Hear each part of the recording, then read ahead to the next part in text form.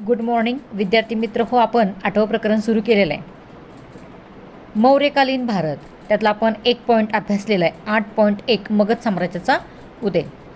या मगध साम्राज्याचा उदय झाला. या मगध साम्राज्यावरती हर्यंक घराण्यातील बिंबिसार याची सत्ता आलेली होती. बिंबिसाराने या ठिकाणी मगध साम्राज्य विस्तारलेलं आहे. त्याचबरोबर त्याचा पुत्र अजातशत्रू यानेही या ठिकाणी मगध साम्राज्याचा विस्तार वाढवलेला आहे. आपल्या पित्याचं विस्तारवादी धोरण त्यानेही राबवलेलं आहे. अजातशत्रूला या पदावरून पदच्युत करून त्या ठिकाणी शिशुनाग याची नियुक्ती करण्यात आलेली होती. आणि मग या शिशुनागने इसवी सन पूर्व 430 ते 364 या काळामध्ये मगधावरती राज्य केलेलं आहे. आणि मग त्यानंतर महापद्मानंद याने ही मगधाची गादी बळकावलेली आहे. आणि तिथून पुढे नंदवंशाची स्थापना झालेली आपण गेल्या व्हिडिओमध्ये पाहिलेलं आहे. आता नंद आणि मौर्य साम्राज्य आपण या ठिकाणी बघणार आहे की जे मगधावरती राज्य करत होतं. या नंद घराण्याचा उल्लेख जर पाहायला गेलं तर पुराण ग्रंथामध्ये आपल्याला पाहायला मिळेल, अजातशत्रूच्या काळात विस्तारलेले मगधाचे साम्राज्य महापद्मनंदने अधिक विस्तारित केलेलं आहे. काही विद्वानांचं असं मत आहे की त्याने दक्षिणेत नांदेडपर्यंत, तर काही विद्वानांचं असं मत आहे की ते म्हैसूरपर्यंत त्याने आपल्या नंद घराण्याचा विस्तार केलेला आहे. यावरून महापद्मानंद हा भारताचा महान सम्राट होता असं म्हणता येईल.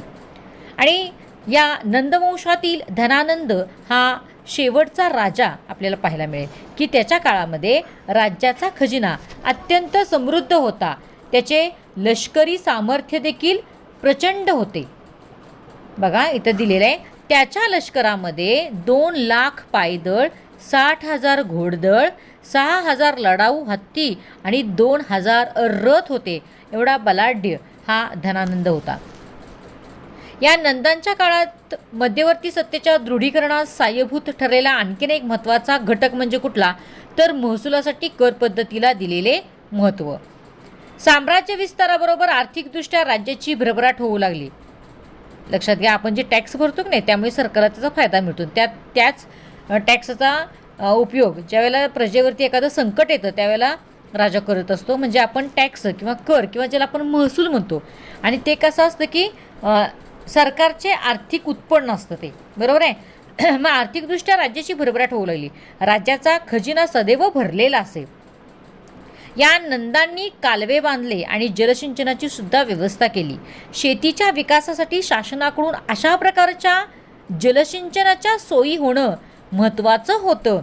आणि त्याचबरोबर त्यांनी त्या मार्गेही व्यापारही चालत असे.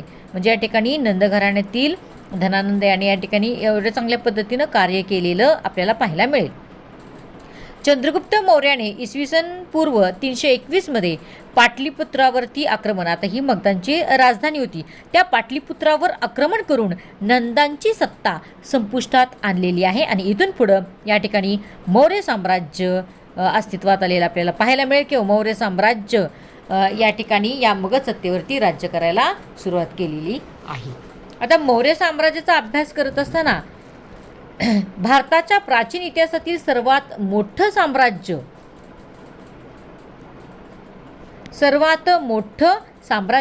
म्हणून मौर्य साम्राज्याचा उल्लेख करावा लागतो.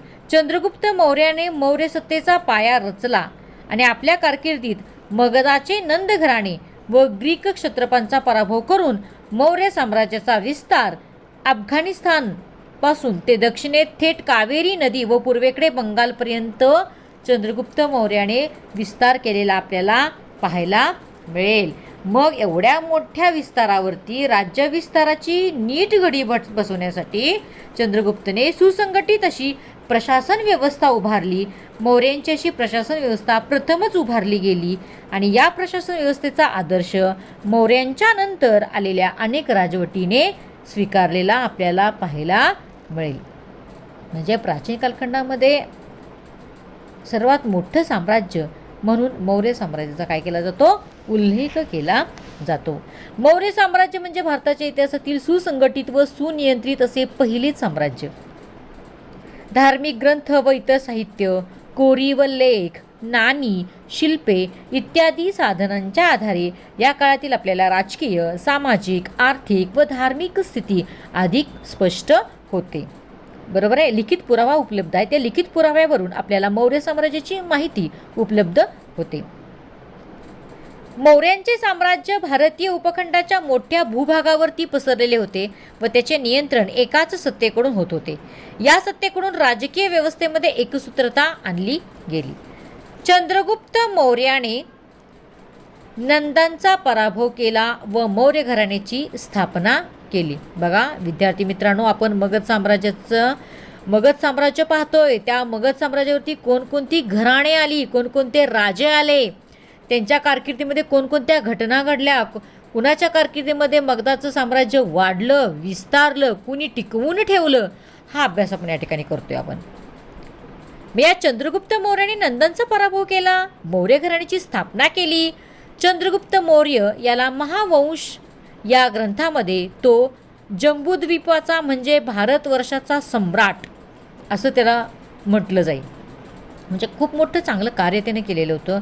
मौर्य साम्राज्याचा विस्तार त्याने वाढवलेला होता. मौर्य घराण्याची स्थापना केलेली होती. वायव्येकडील, उत्तरेकडील आणि दक्षिणेतील अनेक लहान मोठी राज्ये त्यांनी जिंकून एक बलाढ्य राज्यसत्ता निर्माण केली.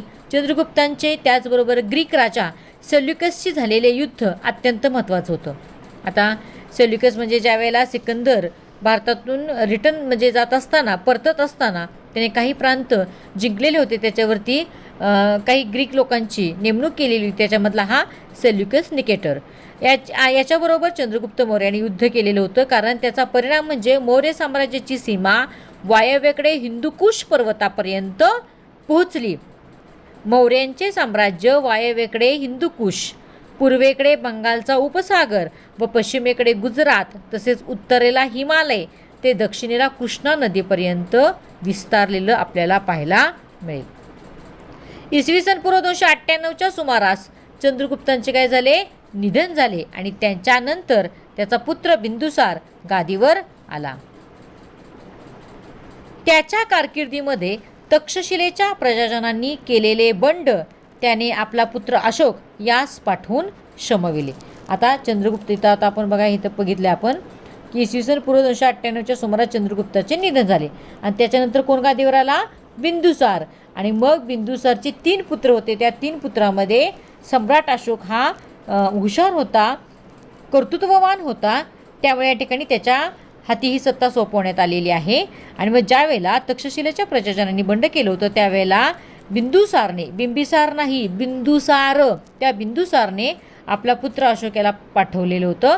आणि त्या बिंदुसाराच्या कारकिर्दीत चंद्रगुप्त मौर्याने स्थापन केलेले साम्राज्य अबाधित राहिले. आणि मग नंतर इसवी सन पूर्व 273 साली बिंदुसाराचा काय झालेला आहे, मृत्यू झालेला आहे. आता या ठिकाणी आपण मौर्य साम्राज्य अभ्यासत आहोत, बरोबर आहे. आता 8.3 सम्राट अशोक हा पॉईंट अभ्यासना अगोदर आपण या ठिकाणी मौर्यकालीन भारताचा नकाशा बघूया. आता इथं सूची दिलेली आहे बघा. आता मी थोडंसं ब्रॉड करते इथं. हे चिन्ह म्हणजे अशोकाचे शिलालेख, हे असं चिन्ह म्हणजे अशोकाचे स्तंभलेख. हे जे लाल जे डॉट दर्शवलेले आहेत ते अशोकाचे साम्राज्य कुठंपर्यंत पसरलेलं, विस्तारलेलं. त्याचबरोबर भारताची वर्तमान आंतरराष्ट्रीय सीमा आणि खाली आधुनिक शहर अशा या ठिकाणी सम्राट अशोकाने कशा पद्धतीनं मौर्य साम्राज्याचा विस्तार केलेला आहे तो नकाशाच्या माध्यमातून आपल्यापर्यंत पोहोचवलेला आहे. आता या नकाशामध्ये तुम्हाला जर पाहायला बघितलं तर अशोकाचे स्तंभलेख तुम्हाला मीरत, नेपाळ, रुमिनदेई, रामपूर्वा, पाटलीपुत्र या ठिकाणी तुम्हाला स्तंभलेख, सन्नती या ठिकाणी तुम्हाला स्तंभलेख पाहायला मिळतील.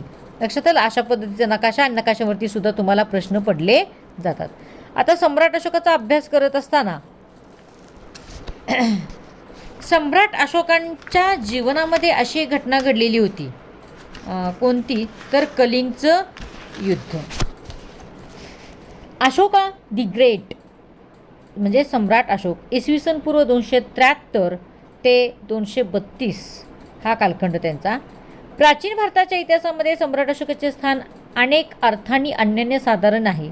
इतकेच नाही तर अखिल मानवजातीच्या इतिहासामध्ये त्याने आपल्या कारकिर्दीमध्ये केलेल्या लोककल्याणाच्या कार्यामुळे सम्राट अशोकाला अमर स्थान त्या काळामध्ये प्राप्त झालेलं होतं.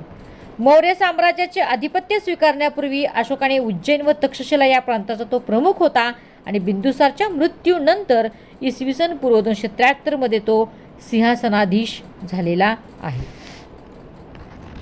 आता या ठिकाणी पाहायला गेलं तर सम्राट अशोकाचं कार्य फार मोठं आहे. बिंदुसारच्या मृत्यूनंतर अशोक मौर्य साम्राज्याचा सम्राट बनला आणि इसवी सन पूर्व 268 साली त्याने काय केलेलं आहे, राज्याभिषेक करवून घेतलेला आहे. राज्याभिषेक करत असताना त्याने देवाण पियो पियदशी म्हणजे देवांचा प्रिय प्रियदर्शी असा स्वतःचा उल्लेख त्याने केलेला आहे आणि तो उल्लेख तुम्हाला अनेक शिलालेख व स्तंभालेखातून केलेला पाहायला मिळेल. राजवटीच्या प्रारंभी सम्राट अशोकाचे धोरण पूर्वजाप्रमाणे दिग्विजयाचे आणि राज्यविस्ताराचे होते. बघा, म्हणजे आपल्या वडिलांचं कार्य, आजोबांचं कार्य पुढं चालू ठेवण्याचं कार्य सम्राट अशोकाने केलेलं आहे. साम्राज्य विस्तार केलेला आहे, राज्यविस्तार केलेला आहे. त्याचबरोबर त्याने कलिंगवर आक्रमण करून ते कलिंगसुद्धा जिंकून घेतलेलं आहे. अशोकाचा कलिंग विजय हा जो झालेला आहे तो इतिहासाला आणि त्याच्या जीवनाला निराळे वळण लावणारा ठरलेला आहे. या युद्धामध्ये काय झालं असेल तर या युद्धात प्रचंड मनुष्यहानी झाली. अशोकाचा विजय झाला. कलिंग विजयाच्या प्रसंगी झालेल्या विनाशाने त्याच्या मनामध्ये परिवर्तन घडून आले.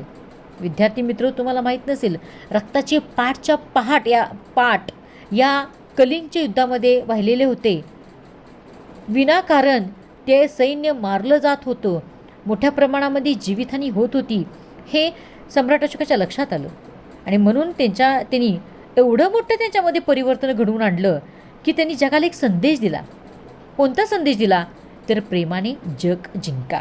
जेवढं तुम्ही मारामारीने, जेवढं तुम्ही युद्ध करून एखादं जग जिंकू शकत नाही, तेवढं तुम्ही प्रेमाने जग जिंकू शकता, हा संदेश त्यांनी जगाला दिलेला आहे. आणि ते केवळ आणि केवळ कलिंग युद्धामुळं त्यांच्यामध्ये एवढं मोठं परिवर्तन घडून आलेलं आहे.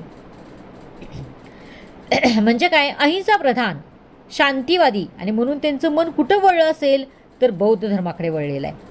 दिग्विजयाची जागा धर्मविजयाने किंवा धम्मविजयाने घेतली. त्याने जगासमोर ठेवलेल्या धार्मिक आदर्शामुळे आणि तो व्यवहारात उतरवण्यासाठी निर्माण केलेल्या यंत्रणेमुळेच त्याची कारकीर्द महत्त्वाची ठरलेली आहे.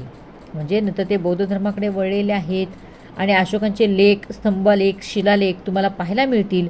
त्याचबरोबर सम्राट अशोकाने परदेशामध्ये सुद्धा बौद्ध धर्माचा विस्तार केलेला आहे. भारतीय संस्कृतीचा प्रसार करण्याचं कार्य केलेलं आहे. त्यामध्ये सम्राट अशोकाचा पुत्र महिंद किंवा महेंद्र असेल, कन्या संघमित्रा असेल, या दोघांचा समावेश केलेला आहे. धम्मविजयाच्या अंमलबजावणीसाठी अशोकाने काही नव्या गोष्टींचा अवलंब केला. उदाहरणार्थ बघा, धर्म महामात्रांची नेमणूक केली त्याने. मद्यपान बंदी, मद्यपानावरती म्हणजे दारू पिण्यावरती बंदी घातली. नैतिक आचरणासंबंधीचे आदेश इत्यादी चांगलं कार्य त्यांनी केलेलं आहे. नैतिक तत्वांचे अधिष्ठान प्राप्त झालेला सदाचार संपन्न व्यवहार म्हणजे अशोकाचा धर्म होय. अशोकाचा धर्म काय सांगतो?